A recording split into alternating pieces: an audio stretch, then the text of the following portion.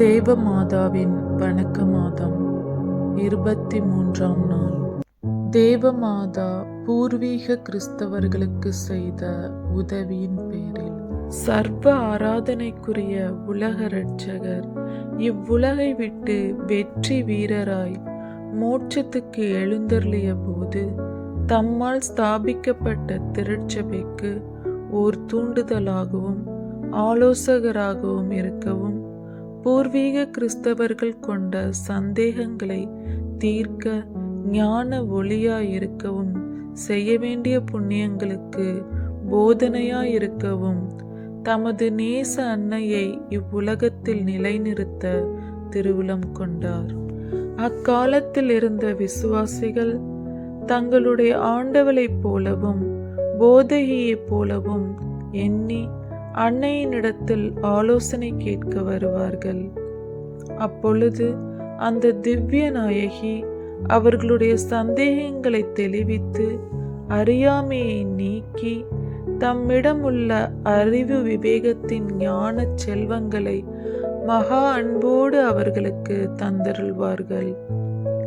நீங்கள் படுகிற சந்தேகங்களில் உறுதியான நம்பிக்கையோடு தேவ மாதாவினிடத்தில் ஓடி வந்து உங்கள் புத்திக்கு பிரகாசம் கொடுத்து உங்களை காப்பாற்றுமாறு மன்றாடுவீர்களாகில் உங்களுக்கு வேண்டிய ஞான பிரகாசங்களையும் வரப்பிரகாசங்களையும் நீங்கள் நிச்சயம் அடைவீர்கள்.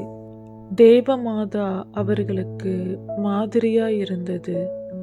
மனத்தாழ்ச்சி, ஒடுக்கம், தேவ பக்தி, பிறர் சிநேகம் இவை முதலான சுகிர்த புண்ணியங்களையெல்லாம் மகா பிரகாசத்தோடு தேவ மாதாவினிடத்தில் துலங்கிக் கொண்டிருந்தன. இந்த பரமநாயகியின் வாழ்வெல்லாம் பரிசுத்தத்தின் உத்தம மாதிரிகையாய் இருந்தது. எவ்வயதும் எவ்வந்தஸ்தும் உள்ள கிறிஸ்தவர்களையும் புண்ணிய வழியில் தீவிரமாய் நடக்கச் செய்தது. பூர்வீக விசுவாசிகள் அன்னையினிடத்தில் உள்ள இந்த நல்ல குணங்களையெல்லாம் பார்த்து அதிசயப்பட்டு தங்களால் இயன்ற மட்டும் அவர்களை பின் செல்ல பிரயாசைப்பட்டார்கள். நீங்கள் அந்த தேவ தாயினுடைய புண்ணியங்களை கண்டு பாவித்து அன்னையின் உத்தம மாதிரியை பின் சென்று நடப்பீர்களாக. அன்னையினுடைய நடவடிக்கைகளையும் உணர்ச்சிகளையும் இடைவிடாது தியானித்து ஆராய்ந்து பார்ப்பீர்களாகில் சர்வேஸ்வரனுக்கு பிரியமுள்ள வாழ்க்கை எப்படி வாழ வேண்டும் என்பதையும் கற்பை நேசிக்கவும் பரிசுத்த வாழ்க்கை வாழ்வதற்கு அவசியமான வழிகளை அறிந்து கொள்வீர்கள். உங்களுடைய சரீரத்தை பகைத்து மனத்தாழ்ச்சியும் அடக்க ஒடுக்கமும் தேவ பக்தியும் உங்கள் கடமைகளை செலுத்துவதில் பிரமாணிக்கமும் உள்ளவர்களாயிருக்க தேவ மாதாவினிடத்திலிருந்து கற்றுக்கொள்வீர்கள். தேவ மாதா பூர்வீக கிறிஸ்தவர்களுக்கு அடைக்கலமாயிருந்தார்கள்.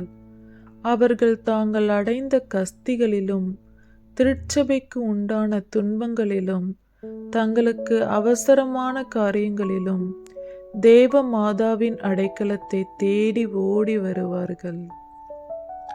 அன்னை தங்கள் பேரில் மிகவும் பிரியமுள்ளவர்களாயும் தம்முடைய திருக்குமாரனிடத்தில் சர்வ வல்லமை உள்ளவர்களாயும் இருக்கிறதை கண்டு கெட்டியான நம்பிக்கையுடன் அன்னையின் ஆதரவை தேடிக்கொண்டிருந்தார்கள்.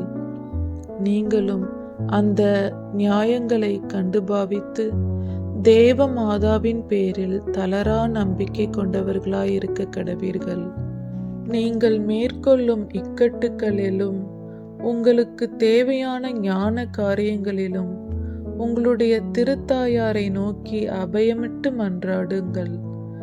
அந்த பூர்வீக கிறிஸ்தவர்கள் செய்ததை போல பக்தியோடு மன்றாடுவீர்களாகில் உங்களுடைய மன்றாட்டு நிச்சயம் கேட்கப்படும்.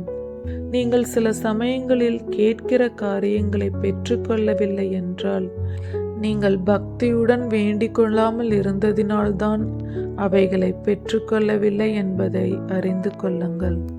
புதுமை. புனித சிலுவை அருளப்பர் தேவ மாதாவின் பேரில் பக்தியுள்ளவராய் நடந்து பல முறை அன்னையினுடைய உதவியை பெற்றுக்கொண்டார். விசேஷமாய் அவருக்கு வந்த மரண ஆபத்திலிருந்து தேவ மாதாவின் உதவியால் அற்புதமாய் தப்பித்து கொண்டார். 13 வயதில் அவர் சில பிணியாளருக்கு சேவை செய்ய பல இடங்களுக்கு செல்லும் பொழுது ஆழமான ஓர் கிணற்றில் கால் தவறி விழுந்து விட்டார். அருகில் நின்ற சிலர் தண்ணீர் நிறைந்த கிணற்றில் அவர் விழுந்ததைக் கண்டு அவர் இறந்திருப்பார் என்று நிச்சயித்து கிணற்று ஓரத்திலிருந்து அழுது கொண்டிருந்தார்கள். அருளப்பரோ அவர்கள் கூப்பிட்டதற்கு மறுமொழியாக, நீங்கள் அழ வேண்டாம், எனக்கு ஒன்றும் ஆபத்து ஏற்படவில்லை. எனக்கு ஓர் கயிற்றை விட்டால் உடனே ஏறி வருவேன் என்றார். அவர் சொன்னபடியே அவர்கள் போட்ட கயிற்றை பிடித்து கொண்டு எத்தகைய ஆபத்துமின்றி மேலே ஏறினார்.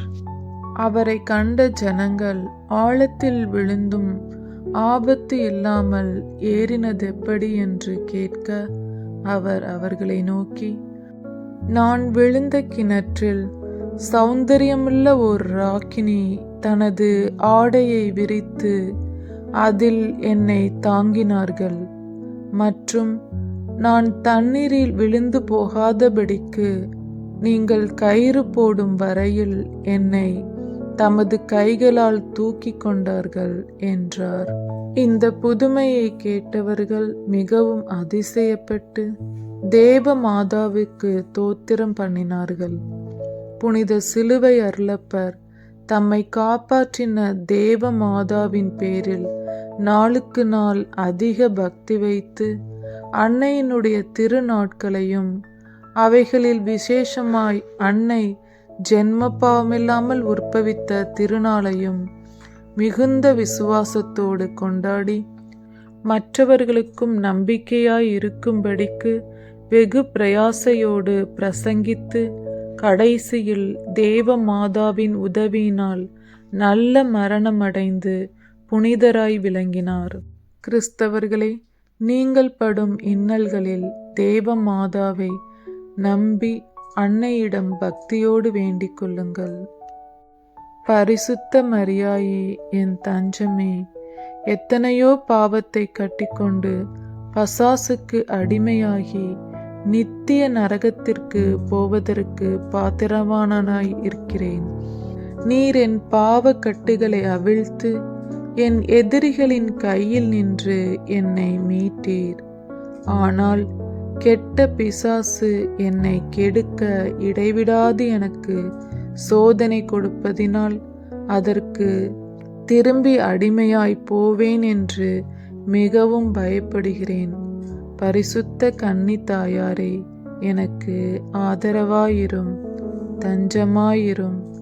உமது உதவியுடன் என் எதிரிகளை வெல்லுவேன் என்பதற்கு சந்தேகமில்லை.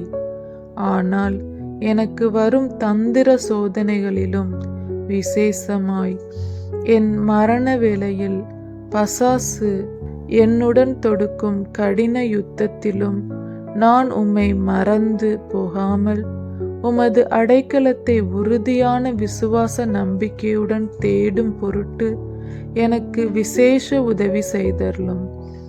அப்பொழுது இயேசு கிறிஸ்து நாதருடைய திருநாமத்தையும் உம்முடைய இன்பமான திருப்பெயரையும் ஜெபமாலையை பக்தியோடு சொல்லி இஷ்ட பிரசாதத்தோடு நான் மரிக்கும்படிக்கு கிருபை செய்தருளும். ஆமேன். இத்தினத்தில் அடிக்கடி சொல்ல வேண்டிய சுகிர்த ஜெபமானது: கன்னியர்களுக்குள் உத்தம கன்னிகையே, நான் என் பாவங்களை வெறுத்து எப்பொழுதும் உம்மை நோக்கி சிந்திக்கும்படியாக உதவி செய்தருளும்.